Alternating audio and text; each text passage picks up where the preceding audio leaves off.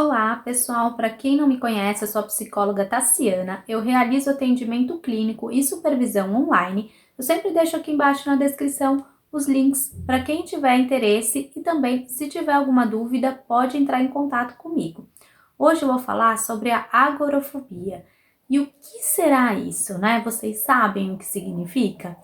Agorafobia é um termo que vem do grego. Ágora significa uma praça pública lá da Grécia e fobia, medo, aquele medo excessivo.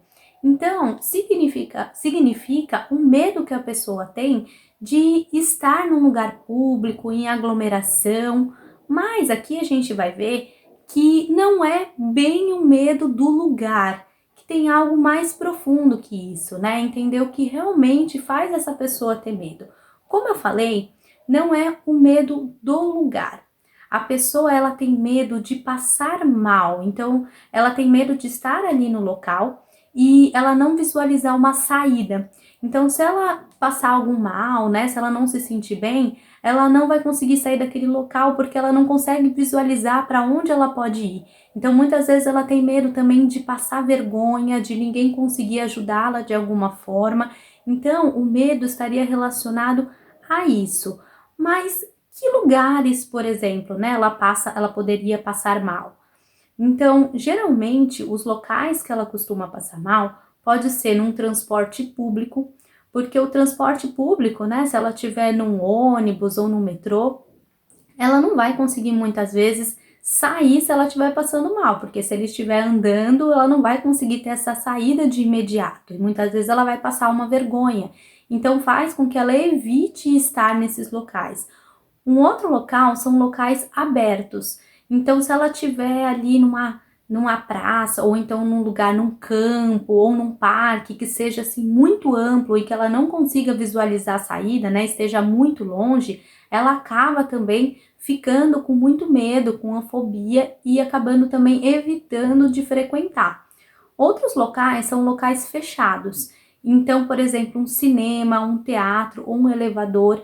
Então, é muito interessante de falar porque que nem tem pessoas que têm medo de locais fechados, mas tem uma claustrofobia e que não é o caso. Nesse caso, não é medo de estar ali no local fechado, é o medo de passar mal e estar, por exemplo, no elevador e não ter como sair de lá, né? Principalmente se tiver outras pessoas também, ou no cinema, no teatro.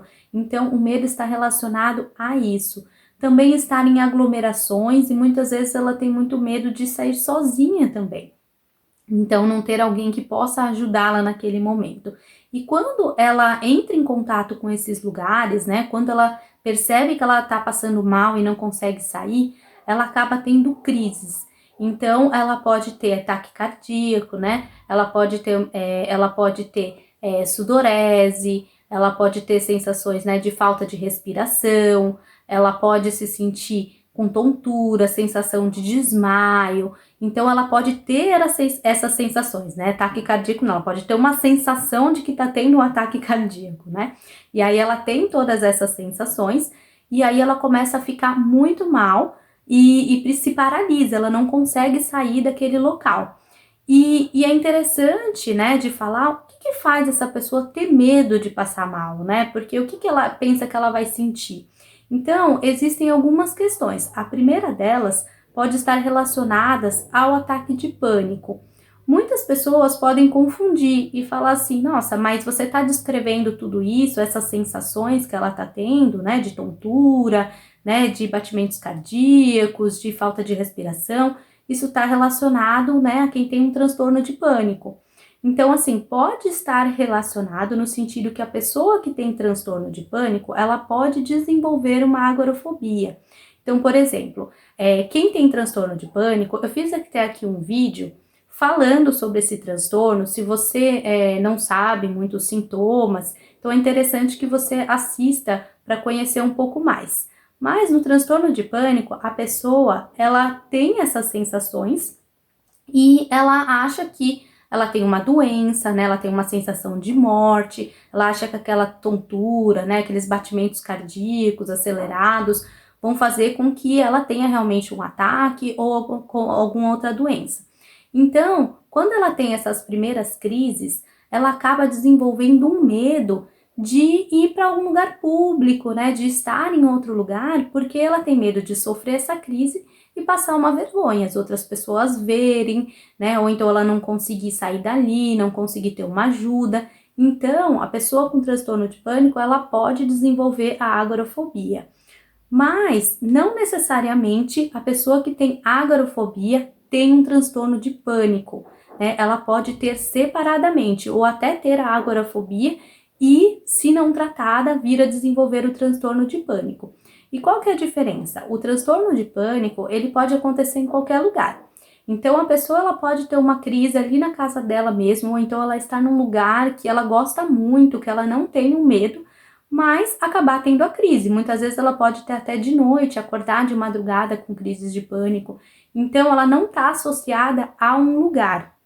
E também as crises de pânico, elas são mais intensas, né, com pensamentos de morte, né, com pensamentos mais relacionados a essas doenças.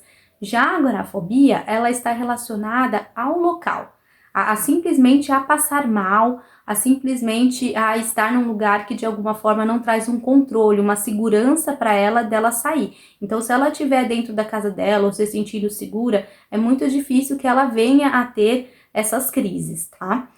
Então, a primeira forma é essa, né, do ataque de pânico. Mas existem outros pensamentos em que a pessoa pode ter medo de passar mal.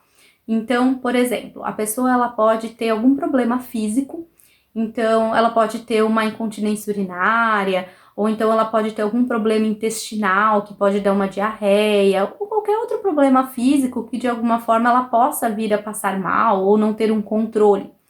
E aí, quando ela tá nesses locais, ela fica com medo de sentir isso.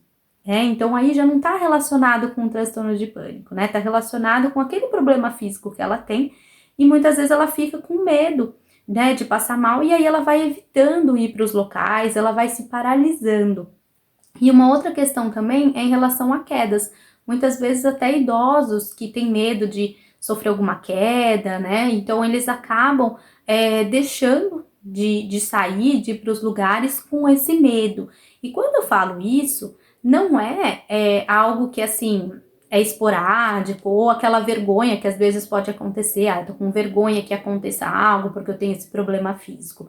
Não, é algo que vai trazer realmente um prejuízo muito grande na vida da pessoa. Então, a pessoa realmente tem que se sentir muito mal, ter aqueles sintomas que eu trouxe no início do vídeo, né? Ter crises, ter um prejuízo que faz ela ter um sofrimento muito grande com isso.